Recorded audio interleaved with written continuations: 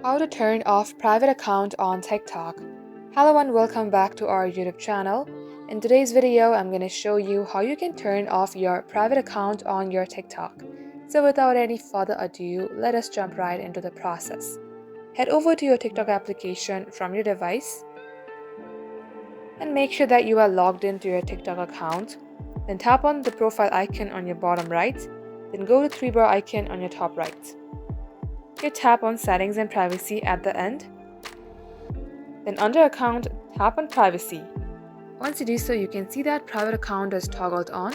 If you would like to turn off your private account, then untoggle this option and read this following conditions that what will happen if you switch to a public account.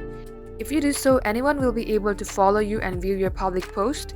Anyone can duet your videos, and anyone can stitch your videos except for the videos that you don't allow. Once you accept all these and tap on to switch,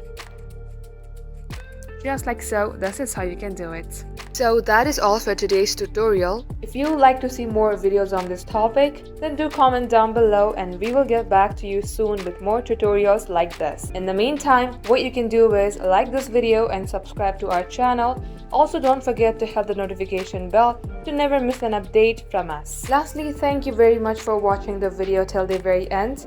We will catch you up in our next upload.